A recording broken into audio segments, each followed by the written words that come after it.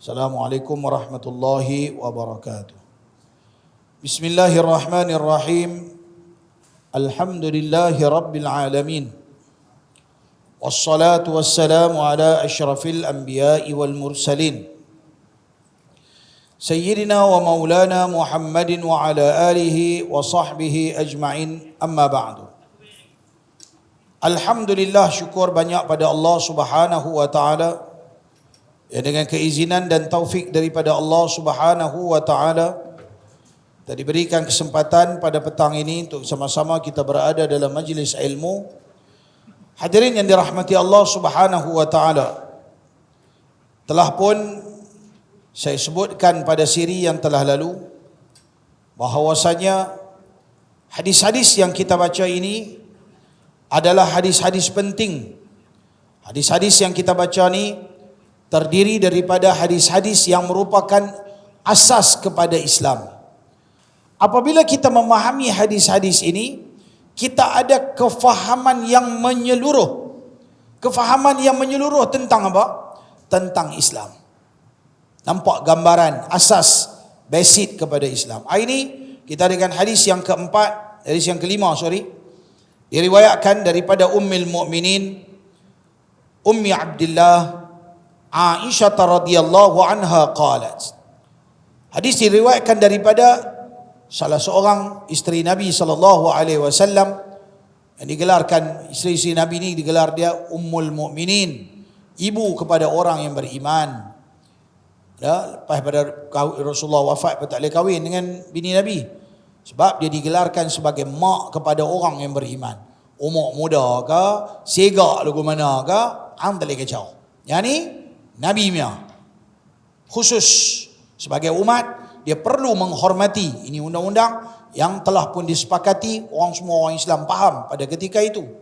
Mereka menggelarkan semua isteri Nabi sebagai Ummul Mukminin. Aisyah radhiyallahu anha meriwayatkan sebuah hadis. Tuan-tuan, Aisyah radhiyallahu anha, Nabi kahwin dengan dia umur dia muda. Bila umur dia muda, orang Arab dia kuat ingatan dia. Bila Nabi, banyak isteri Nabi terdiri daripada janda-janda dan juga orang-orang yang agak veteran, berumur. Tapi bila Nabi kahwin dengan Aisyah, ini dihuraikan oleh ulama, setiap seorang Nabi kahwin tu ada keistimewaan tersendiri. Nabi kahwin dengan Khadijah ada keistimewaan, ada kelebihan masing-masing. Salah seorang isteri yang Nabi berkahwin, nama dia Aisyah, umur dia muda. Bila muda ingatan dia kuat. Orang Arab tak macam kita. Orang Arab hak bodoh tepi jalan, yang kita kata mengaji sekolah tak habis pun, dia kalau biasa-biasa, ni kajian dibuat, kajian dibuat, orang Arab ni ingatan dia kuat. Saya tahu berapa macam percaya lah, macam saja nak lebih-lebih orang Arab, saya tahu. Tapi masa saya duduk sana, saya belajar di sana, saya duduk di sana, saya hidup dalam budaya hidup di sana, maka saya tahu. Ada suatu tempat, satu hari ni saya nak cerita sikit bagaimana orang Arab punya kuat ingatan. Satu hari, orang semua duk abang, dia kata struktur otak orang Arab macam tu, macam ni. Kita tak sama, kita punya kepala logolin. Orang Arab kalau tuan-tuan tengok, perhati tengok kepala dia. Tuan-tuan kena tengok kepala dia, tenggelam sikit belah-belah tepi ni. Katanya, wallahu alam. Tapi saya perhati, saya akan tengok dia apa blame dia pada kita. Katanya struktur otak dia saja menyebabkan dia kuat ingatan. Di samping makanan yang dia makan, dia lebih banyak makan gandum, kita lebih banyak makan nasi. Orang lebih banyak makan nasi, lebih banyak lupa. Dia kelebihan tak sama makan nasi dengan makan gandum. Okey, walaupun benda tu lebih kurang adik-beradik ya. Saya pun macam tu. Bila orang sebut satu benda, saya pun, bukanlah kita punya bodoh sangat dengar, terima bulat-bulat, tak ada lah. Lepas itu, dia kata orang Arab ingatan dia kuat. Ni cerita satu hari, bukan sekali, nak cerita macam ni banyak kali di negara Arab. Satu hari, saya pernah lalu di satu kawasan, ada budak jual kacang rebus. Kacang rebus, jagung bakar, Arab dia suka juga tolak itu roda tu. 4 roda tolak. Saya pun lalu, saya beli kacang tu. Sembang dia, nama apa? Dia tanya nama saya apa? Saya apa nama saya? Nama saya Syahul Hamid. Dalam bahasa Arab tulis dia kena sebut Syah Al-Hamid. Syahul Hamid baca dia sambung. Sebut Syahul kalau jadi tak betul. Pasal dia ambil alif lam perkataan lain sebelah ya. Jadi kalau di Arab saya akan sebut, tanya hang nama apa? Ente semakin ana Syah, saya akan sebut Syah. Tuan-tuan, perkataan Syah, ramai orang nama Syah. Beribu orang kot dalam dunia Tambah tempat yang saya duduk tu nama dia Iskandaria, Alexandria, tempat pelancong. Dia ni duk jual kacang ni, hari-hari dia tu jumpa ribu-ribu orang pelancong. Saya jumpa dia sekali, dia jumpa saya sekali. Bestnya, setelah 15 tahun, 10 tahun kot lebih orang tu, setelah 10 tahun ke dalam 13 tahun tu lah, tak ingat saya pi pula ke Mesir. Saya bawa jemaah umrah. Saya kata, okey jom kita pergi jalan. Di sinilah saya duduk dulu. Saya jalan, bawa dia pergi jalan, tengok apa Mesir. Kami lalu kawasan tu, saya usah budak tu. Muka dia tak lari, tapi nampak dia tinggi sikit, besar. Saya tengok dia kata. Saya tak ingat nama, saya tak ingat lah. Hari ni saya dah lupa dah nama dia apa. Okey. Saya bagi salam ke dia. Assalamualaikum. Saya teringat muka dia, tapi saya tak ingat nama dia. Dia tengok saya. Syah. Allah. Nama aku sebiji, seketui dia dah buat keluar. Yang tu tak mengaji sekolah main budak. Kalau dia mengaji sekolah, dia tak akan menjaga tepi jalan. Tapi pasal dia duk tolak kacang tu, kita boleh tahu dia orang susah, dia memang tak mengaji sekolah. Tak mengaji sekolah, ingatan dia kuat. Bayangkan kalau dia orang beriman, dia semayang, isteri Nabi, bapa dia Abu Bakar Siddiq, ingatan dia kuat. Maka ulama menyebutkan antara kelebihan Nabi berkahwin dengan Aisyah radhiyallahu anha, dilihat kelebihan itu lepas-lepas tu. Apa dia? Aisyah menjadi perawi hadis ranking nombor 2. Ranking nombor 2, nombor 1 Abu Hurairah. Dia ni lagi dahsyat. Dia ni duduk depan pintu rumah Nabi. Nabi keluar, dia ikut. Nabi keluar, dia ikut. Dia riwayat. Oh, ni lagi dahsyat. Nombor 2, Aisyah dengan Abdullah ibnu Umar, anak Sayyidina Umar. Ulama kata nombor 2 Aisyah, ada setengah ulama kata Abdullah bin Umar. Mereka ni lebih-lebih kurang ya hadis yang mereka riwayat. Ada khilaf di kalangan ulama. Ingatan mereka kuat. Aisyah Ummul Mukminin. Jadi Nabi kahwin dengan isteri dia ni, akhirnya isterinya menjadi periwayat hadis yang ulung. Ingatan dia kuat. Dia hafal banyak hadis. Lebih-lebih lagi hadis-hadis yang berkaitan tentang masalah dalam rumah tangga. Ya, bab mandi junub, bab qada hajat, bab laki bini. Maka dia lebih banyak sebab apa? Benda-benda tu tak sesuai cakap dengan orang lelaki. Yang ni perempuan main cerita, maka dia banyak riwayatkan. Okey, Aisyah radhiyallahu anha. Aisyah radhiyallahu anha kata dalam satu hadis ni, dia kata apa? Man ahdatha fi amrina hadha ma laysa minhu fahuwa rad. Hadis ni pendek. Nabi bagi peringatan. Nabi kata apa? Man ahdatha, siapa-siapa cakap meriwayatkan satu hadis, min amrina, daripada urusan agama kami. Siapa-siapa bercakap benda berkaitan dengan agama, ma laisa minhu, benda yang bukan daripada agama, hampir kata benda tu agama. Faham tak? Benda tu tak ada sumber pengambilannya dalam Islam, pandai-pandai mereka. Ni tak baik dalam agama, kata tak baik buat macam ni. Tak baik tu jatuh apa? Haram ke? Makruh ke? Adab ke? Macam mana ke? Kena cerita. Faham tak? Dia mesti ada dia punya hukum dia. Kalau benda tu tak ada agama, benda tu agama tak kata lugu tu, tak ada sumber, dia tak semestinya kena ada ayat Quran, hadis yang terang-terangan. Cukuplah ada yang indirect. Yang direct tak sebut, ada hukum secara indirect. Tengok zahir, tak ada hadis yang meriwayatkan dalam bab ni. Saya bagi contoh macam ni. Belajar tebak roti canai ada sebut dalam Quran? Tak ada. Mana ada sebut dalam Quran tu ya? Tapi ada tak? Kalau nak belajar satu-satu ilmu, kena merujuk kepada ahlinya. Ada. Fas'alu ahla dzikri in kuntum la ta'lamun. Tanyalah pada ahli yang mengetahui satu-satu urusan kalau kamu tak tahu. Jadi kalau orang tanya, belajar bawa roti canai ada sebut dalam Quran? Ada? Mana ayat dia? Tanyalah pada ahlinya sekiranya kamu tak mengetahui. Belajar pomen? Ada sebut dalam Quran? Tanya dekat ahli dia. Jangan pandai-pandai pergi duk korek. Jepun dah buat cantik lah, dia pergi korek pula buat macam lain. Dia tak tanya pada ahli dia, akhirnya lingkup benda yang boleh pakai. Sebagai contohnya, memang direct tak sebut, indirect ada sebut. Tapi dah kita tak belajar benda tu, dia ada kaedah dia. Sebab tu tak boleh tafsir Quran ikut dan. Tak faham jangan cakap. Tanya pada ahlinya. Rujuk pada para alim ulama. Kalau tuan-tuan tengok, saya selalu sebut akhir-akhir ni berkenaan dengan Raya 6. Mana ada Raya 6? Aidilfitri satu hari, Aidil Adha satu hari. Mana ada Raya 6, Raya 7, Raya 8, Raya 9, Raya 13, Raya 40? Tak ada. Tak boleh cakap dulu tu. Islam kata Aidilfitri satu hari, Aidil Adha satu hari.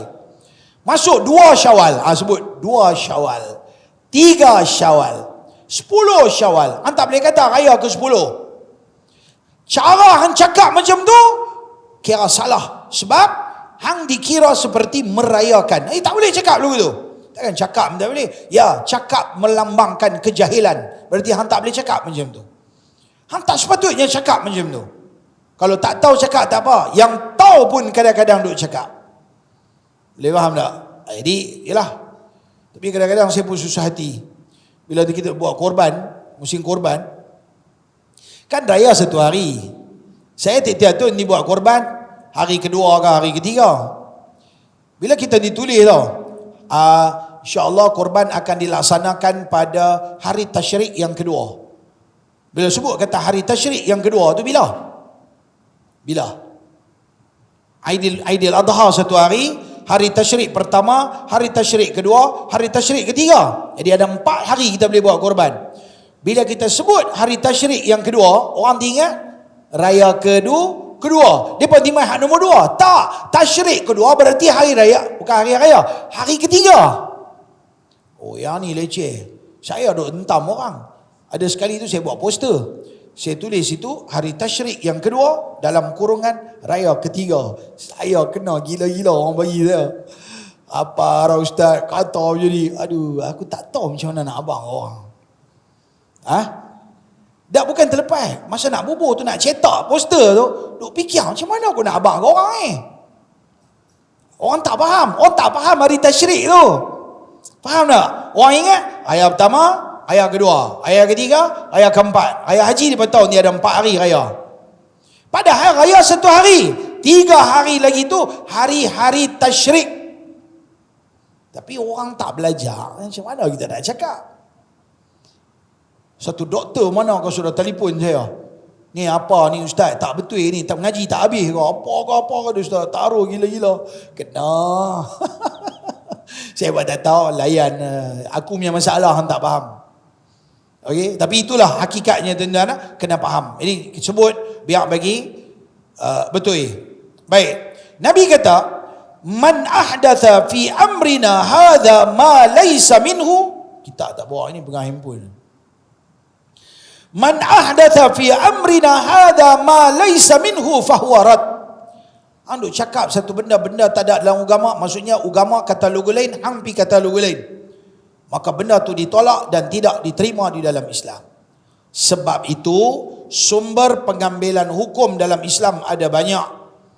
Mula dengan semua ada 12. Quran, hadis, ijma', qiyas. Ni 4 disepakati 4 mazhab. Lepas tu yang baki lagi ni ada khilaf mazhab. Ada yang pakai, ada yang tak pakai. Ijma', Quran, hadis, ijma', qiyas, istishab, istihsan, maslahatul mursalah, al-uruf, saddu dhara'i', amal ahli Madinah, asy-syar'u man qablana, mazhab sahabi. Semua ada 12 punca pengambilan hukum dalam Islam. Bermula dengan asas dia Quran, hadis, maka ada 10 lagi pecahan daripada Quran dan hadis. Yang ni semua kita orang awam tak ada masa nak pergi belajar. Yang ni semua ustaz-ustaz, tutur guru, alim ulama, mereka pergi belajar. Yang ni ada satu ilmu namanya usulul fiqh. Bukan ilmu fiqh dah. Bukan belajar bab semayang dah. Yang ni belajar macam mana nak ijtihad hukum. Macam mana imam ni bawa keluar hukum, dia ambil kaedah apa. Macam mana imam ni bawa keluar hukum, dia ambil kaedah apa. Ayat Quran kata macam ni, dia pakai kaedah apa. Macam mana kita belajar. Orang mahir dalam ilmu ni, maka orang-orang tu dia boleh menjadi mujtahid. Okey? Tuan yang dirahmati Allah. Jadi kita tak boleh duk ikut dan dalam agama mesti kena rujuk kepada sumber. Hang nak abang kata benda ni makruh. Apa? Tak mana sumber pengambilan. Tapi tuan-tuan, kadang-kadang kita kena tengok level kita. Kalau level kita adalah level orang awam, yang kita pun belajar, basuh berak pun hang tak pernah belajar lagi. Hang ambil ayat semayang pun hang tak betul lagi. Lepas tu orang ini hadis mana? Hadis sahih ni. Tutup mulut pergi belajar ambil ayat semayang dululah. Dia pun sibuk. Ni kan ada ustaz-ustaz yang jenis geng adik-beradik. Adik-beradik tu lah, ada belah-belah utara sikit punya geng ni. Apa ke nama negeri tu, tak tahu. Kan? Oh, kalut lah. Oh, kita kena ajar orang semua mesti berpegang pada Quran dan Sunnah. Ya, awal. Imam-imam yang lain semua tak pegang dengan Quran dan Sunnah. Kadang-kadang jangan mudah nak menyalahkan ulama-ulama besar. Mereka ada sumber pengambilan. Faham tak? Kadang-kadang kita tengok, benda ni bid'ah Macam mana pula bid'ah? Pasal apa kata bid'ah? Sikit-sikit bid'ah. Sikit-sikit bid'ah. Ni wirid lepas semayang bid'ah. Hang mengaji tak habis. Ada hadis sahih. Wirid lepas semayang. Siap suruh baca kuat lagi. Macam mana hang kata bid'ah? Hang mengaji ke habis dulu. Hang dengar ustaz tu kata bid'ah, hang kopi sebiji amal. Masjid semua tak betul. Semua orang bid'ah masuk neraka. Wirid kuat-kuat lepas semayang. Pula dah. Kan hang dah mau main kacau bilau. Orang Aceh kata kacau balau. Dia kata kacau bilau, dia kata kacau balau. Kan? Hang dah mau main bagi celaru orang. Orang lepas semayang tak buat tahlil. Hang tak mau buat tahlil. Pasal apa? Hang kata tak sampai pahala orang hidup pada orang mati. Tak apa, hang keluar pergi duduk di luar relax apa. Ni dah hang keluar pergi di luar. Hang tengok masjid semua duk buat bid'ah. Nabi duk buat ke tahlil ni semua. Semua ni nak masuk neraka. Allahu Akbar. Awak cakap macam tu. Kita kalau mengaji bagi habis insya-Allah, ada benda yang Nabi habaq secara direct. Ada benda yang Islam bagi tahu ataupun Nabi bagi tahu secara indirect. Maka benda ni perlu dirujuk kepada para alim ulama. Okey, tapi yang pentingnya kita kena faham benda yang melibatkan soal agama jangan pandai-pandai reka, melainkan ada sumber, sekurang-kurangnya ada kitab ke. Tahu tak? Ada sumber di mana dia ambil tempat berpegang dia, supaya kita tak jadi manusia dipersalahkan satu hari di padang mahsyar. Allah kata wala taqfu ma laisa laka bihi ilm. Jangan berpegang dengan satu benda. Hang ni hanya duk buat satu benda yang hang tak tahu. Hanya duk pandai-pandai duk buat satu benda yang hang tak faham pengetahuan, tak ada pengetahuan tentang urusan tersebut. Kalau nak cakap, pastikan kita faham dia punya urusan dulu. Kalau tidak, belajar dulu apa yang perlu belajar. Sebab kadang-kadang duk bergaduh. Sampai makan bubur Ashura pun dia kata masuk api neraka. Alamak. Awak, dalam bubur Ashura tu ada telinga babi goreng bau kicap ke apa? Yang sampai makan boleh masuk api neraka Ada orang cakap macam tu. Ustaz tu cakap. Dia kata nanti di padang mahsyar, malaikat dipanggil seorang-seorang. Haji, Haji, nama masuk neraka pasal Haji dulu menjudi masuk neraka. Lepas itu main seorang pula lagi. Haji, awak kena masuk neraka juga pasal awak makan riba. Okey. Dia kata apa? Tiba-tiba main satu mami mana Mia Tanjung Mia mami sudah main. Dia kata lagu tu. Saya copy paste apa dia cakap lagu tu. Hari ni dia tak mengaku dia cakap. Adalah dia tu apa kan nama duk belah-belah sini. Dulu dia okey sikit, lah ni dia pun jadi kononnya sunnah punya orang, kononnya. Dia tak mengaku dia cakap. Saya copy paste, wallahi telinga saya sendiri dengar dia cakap. Saya dengar video dia. Tiba-tiba hari ni dia copy paste, dia kata saya kata. Tak apa habis dah. Dulu dia tak erti alik batal mah dia main mengaji kat saya. Adakah apa kan nama wire tak apa nak short sikit dia. Baby kat dia lah. Doa mudah-mudahan Allah Ta'ala bagi sambung balik waya. Naik kapal terbang, duduk sebelah dengan saya. Dia anak murid saya, dia mengaji tak tahu apa, from zero. Dia main duduk sebelah saya, dia tak bagi salam. Saya duduk tengok dia, cik buat tak tahu, macam aku ni Yahudi punya tak tegur. Macam ni kah hang kata sunnah? Saya kata tak boleh, aku kena tegur. Kalau aku tak tegur, orang akan kata aku juga salah. Allah Ta'ala nanti kata aku juga salah. Saya tegur, Assalamualaikum, bapak. Dia bilang, ya. Okey. Cik buat sibuk-sibuk. Siru. Tak apa. Siru, simpan ambil siru. Macam tu ke sunnah? Macam tu ke orang yang memperjuangkan sunnah? Yang hari-hari hang kata orang tu baca bid'ah. Dia kata apa? Tiba-tiba ada satu mami ni malaikat kata, Mami kena masuk api neraka. Lepas tu mami ni tanya dekat dia buat dialog tu. Mami tu kata, pasal apa pula saya masuk neraka? Pasal dulu dua atas dunia, mami nanti kacau bubur Asyura. Mami masuk neraka, pasal mami makan bubur Asyura. Allah, saya dengar dia buat main-main agama macam tu. Takkan hanya makan dengan bubur Asyura. Cuma macam ni, kita makan bubur Asyura, kita kena faham, tak ada hadis yang diriwayatkan tentang bubur Asyura. Tapi kalau nak makan, sekadar ada nama macam mana, ada riwayat tapi tak sahih. Riwayat dia terputus. Mana? Ni sampai Nabi Muhammad. Ni bukan Nabi Muhammad, Nabi Nuh punya cerita ni. Cerita Nabi Nuh lepas pada Nabi Adam. Ribu tahun, mana nak dapat sanad dia tu? Dan tidak ada hadis daripada Nabi sallallahu alaihi wasallam yang beritahu tentang bubur Asyura, tentang puasa Asyura ada, tentang buat amal ibadat yang tertentu di dalam hari Asyura ada. Tetapi makan bubur Asyura, masak bubur Asyura, tak ada. Ya betul, tak ada. Tapi dalam kata tak ada tu soalan. Nak buat bubur Asyura boleh ke? Makan je lah. Betul tak? Nak buat bubur caca ke? Jangan duk menari caca, sudah. Betul tak? Duk menari tepi jalan ke apa ke? Hampir masak bubur apa nak telan. Bubur apa hari ni kita ada? Bubur lambuk. Bubur kanji. Orang Pulau Pinang kata, anak makan bubur kanji. Pergi makan. Hanya abang kata, Nabi Muhammad bancur macam ni lah. Jangan cakap begitu. Sudah. Bila hampir kata Nabi Muhammad dulu dia masak bubur Asyura macam ni lah. Dia bawa kacang, dia bawa pisang, dia bawa. Oh, itu satu penipuan kepada Nabi Muhammad. Hanya kata Nabi Muhammad dia buat dulu. Faham? Dah ada riwayat kata zaman Nabi Nuh tak ada apa, baki tinggal kacang-kacang, maka depa masak. Macam mana benda dia masak? Yang tu kita tak tahu. Orang dulu-dulu dia buat bubur ni, dia orang kata bubur Asyura. Pasal apa? Ada kacang-kacang. Sejauh mana kesahihannya kita tak jamin. Berarti tak ada kesahihan dia. Faham tak? Cuma jangan kata Nabi Muhammad pergi masak macam tu. Pergi mau tambah pula sikit lagi. Siapa-siapa makan bubur Asyura, maka setiap mulut dia makan bubur Asyura masuk syurga, dapat 1000 pahala. Oh, yang tu tak ada. Itu nama dia hang dah mula reka hadis.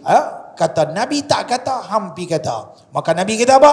Man ahdatha. Siapa-siapa pergi cakap satu benda. Fi amrina, yakni pada urusan agama kami. Ma laisa minhu. Perkara tu bukan daripada agama. Nabi tak kata pun lugu tu. Nabi tak buat pun lugu tu. Hampir kata Nabi buat. Faham tak? Fahuwa rad, maka amalan itu ditolak. Kalau hang nak kata benda tu macam ni, tahlil tak ada. Zaman Nabi orang tak buat tahlil. Tapi ada kelebihan, Nabi ajak kat kita buat zikir la ilaha illallah. Ada hadis yang diriwayatkan tentang sampai pahala orang hidup pada orang mati. Ada fadilat beberapa surah ayat yang kita baca ketika kita buat tahlil, selawat dan sebagainya. Secara asasnya majlis tahlil, zikir tahlil tu dengan dia punya ragam-ragam, mula baca ni, lepas tu baca ni, lepas tu baca ni, Nabi tak pernah buat. Tetapi setelah dihimpunkan isi kandungannya, ada dalil daripada hadis tentang fadilat selawat, tentang fadilat zikir, tentang fadilat sampaikan pahala orang hidup pada orang mati. Maka di sini menyatakan bahawa harus boleh buat majlis tahlil, dan sampaikan pahala pada orang mati. Jangan sebut kata Nabi kata. Jangan kata Nabi buat majlis tahlil. Nabi duduk, lepas tu Nabi duduk, la ilaha illallah, ramai-ramai, lepas tu dah. Cara cakap tu kena betul. Itu maksud daripada hadis ni. Maka kesimpulan daripada hadis ni, bid'ah memang berlaku dalam Islam dan memang ada. Tetapi janganlah mudah-mudah mengatakan bahawa satu-satu amalan itu bid'ah, melainkan ada sokongan, ada sumber, ada dalil yang menyatakan bahawa benda itu bid'ah. Dan begitu juga sebaliknya, jangan pandai-pandai kata satu benda itu daripada Islam ataupun daripada Nabi, melainkan ada tempat berpegangnya. Mana sumber dia? Quran, hadis, ijma', qiyas, istishab, istihsan, maslahatul mursalah. Oh, saya tak ada masa nak hurai benda-benda itu semua. Mesti ada tempat berpegang dia. Maka baru kita boleh kata benda tersebut adalah sebahagian daripada Islam. Akhir-akhir ini tuan-tuan, timbullah duk bergaduh dan duk berbalah. Betul, dalam memahami makna bid'ah ini, ulama khilaf. Sebahagian ulama agak keras dengan pandangan, apa Nabi buat, kami buat. Apa Nabi tak buat, kami tak buat. Tak apa, silakan. Kita pun kata apa Nabi buat, kita buat. Tapi ada benda yang Nabi tak buat, tapi kalau kita buat, benda tu tak salah dalam Islam, maka silakan buat. Pasal apa? Ada dalil dan sumber yang lain. Nabi Muhammad ni zaman baginda, dia sibuk duk berdakwah. Dia bukan sibuk, okey tuan-tuan mari kita duduk buat majlis tahlil sekali. Tuan-tuan mari kita duduk, kita buat zikir ramai-ramai. Walaupun Nabi pernah buat zikir ramai-ramai. Maksudnya ada hadis, dia tak sebut dalam tu Nabi, tapi dia kata macam ni, sesungguhnya mengangkat suara berzikir ketika selesai daripada semayang 5 waktu, kana ala ahdin Nabi, ianya berlaku di zaman Nabi SAW. Boleh jadi Nabi yang buat, boleh jadi siapa-siapa yang buat, tapi difahami daripada sejarah hidup Nabi, sekiranya Nabi ada, maka Nabi yang jadi imam. Nabi dia kalau zaman Nabi hidup, tak ada siapa jadi imam. Kecuali tempat lain yang Nabi tak ada, orang lain jadi imam. Nabi kalau ada, tak ada siapa yang jadi imam. Sampai, sebab tu, bila Nabi nak wafat, yang tu cerita Abu Bakar naik jadi imam semua tu, dia tak macam kita, satgi imam 1 naik, satgi imam 2 naik, satgi imam 3. Oh, pasal kita ada jadual. Nabi, dia pemimpin umat, maka selagi dia hidup, dia adalah imam, dia adalah pemimpin, dia tak ada siapa pun yang akan menjadi imam. Sahabat sanggup tunggu berjam-jam kalau Nabi ada kerja.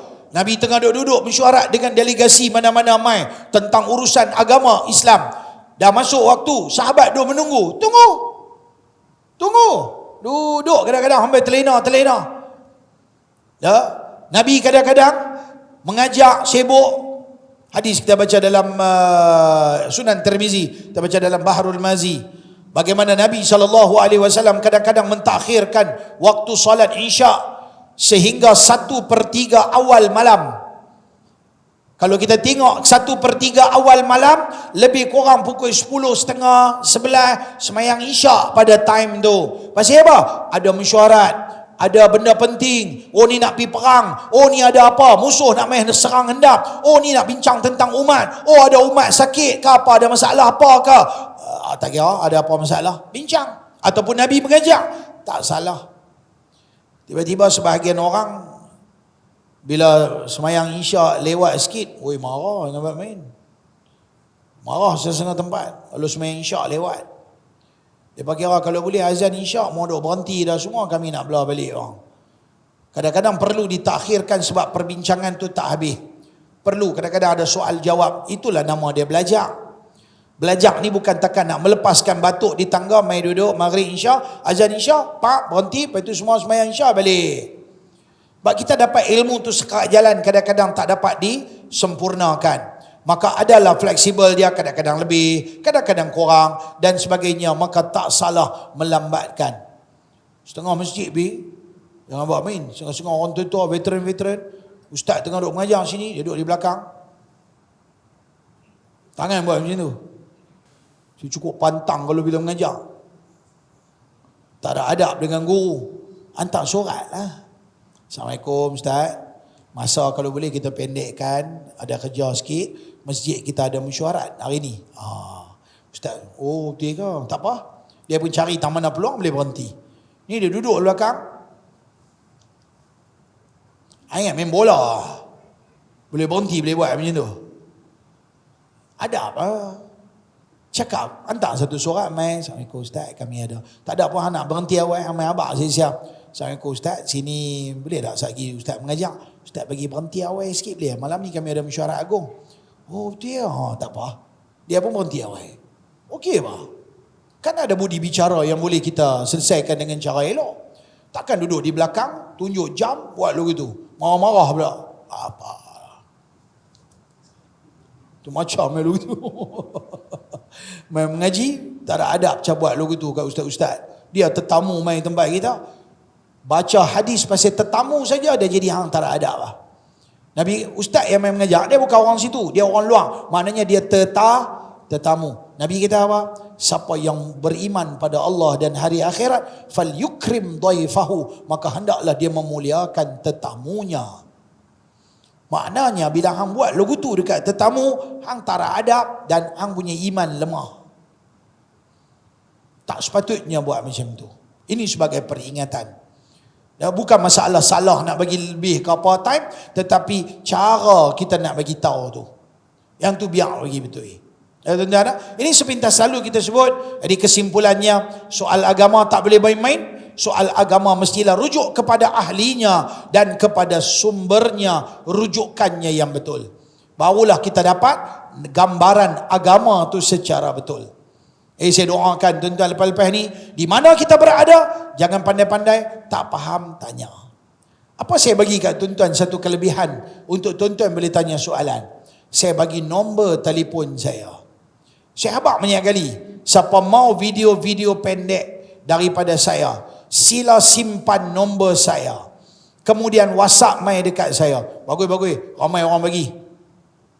Saya ingat, ramai dah, ratus-ratus orang dah bagi kat saya dah. Ribu tak masuk lagi, tapi ratus lah. Okey, 200-300 orang, saya pun tak larang nak masuk lah. Dah hantar mai nama Ustaz, nama saya sekian-sekian, saya minat dengan Ustaz punya video-video pendek. Ini saya hantar. Kan? Pagi tadi saya pergi apa? Pagi tadi bangun sahur punya lagu. Sahur, sahur. Saya kan bawa balik Indonesia. Di sana, subuh, mereka gerak macam tu. Ni, sahur. Katok gendang, saya duduk jalan. Saya lama tak pergi, saya pernah belajar di sana. Sekali saya jalan dekat satu kawasan dekat Jakarta tu, dekat Tanah Abang. Gendang banyak dia berjual. Uluh, berkenan lah Dia ingat nak balik satu, berat lah. Rupanya mereka beli, mereka dibobor dekat satu macam troli gitu, macam apa, mereka ditolak satu bandar, satu kampung, duk ketuk, saya duduk di hotel, duduk dekat, apa duduk, sahur, sahur, sini hampir riau ni lalu gitu. Tengok dia lepas anjing boleh, ada bisi ke apa, orang nak tidur. Lain kali ada setengah orang tak minat untuk nak bangun sahur. Bagus sana meriah dengan waktu sahur. Boleh kata sepanjang malam ada budak-budak katok gendang. Bukanlah sepanjang malam, maksudnya main pukul 3-4 pagi dia duduk katok dah untuk sahur. Satu budaya yang baik, memperingatkan orang tentang bangun makan sahur. Salah satu daripada sunnah Nabi yang digalakkan, bahkan Nabi kata perbezaan antara kita orang Islam puasa dengan orang-orang ahlul kitab Yahudi dan Nasara adalah dengan makan sahur. Maka kita jagalah, insya-Allah. Tuan-tuan jangan lupa, kalau tuan-tuan dah dapat nombor telefon saya, ada apa-apa persoalan, direct je WhatsApp. Tapi kalau saya terlupa, peringat balik. Kadang-kadang banyak dia masuk, terlupa ke apa ke, peringat balik. Okay? Kalau tak terjawab tu minta ampun, minta maaf lah. Sebab banyak kerja, kita pun ada kerja lain. Tapi insya-Allah kita bagi ada rezeki, kita jawab tuan-tuan punya soalan. Sebab kita nak biar tuan-tuan ada guru yang boleh tuan-tuan rujuk ada permasalahan dalam hidup. Jumpa lagi tuan-tuan. Bismillahirrahmanirrahim. Alhamdulillahirabbil alamin wassalatu wassalamu ala asyrafil mursalin wa ala alihi wa sahbihi ajmain. Allahumma zidna ilman nafi'a wa rizqan halalan wasi'an mubarakan fihi wa amalan mutaqabbala. Allahumma 'allimna ma yanfa'una wanfa'na bima 'allamtana wa zidna ilma. Allahumma rabbana atina fid dunya hasanah fil akhirati hasanah wa qina adzaban nar. Sallallahu sallam alaihi walhamdulillahi rabbil alamin. Assalamualaikum warahmatullahi wabarakatuh.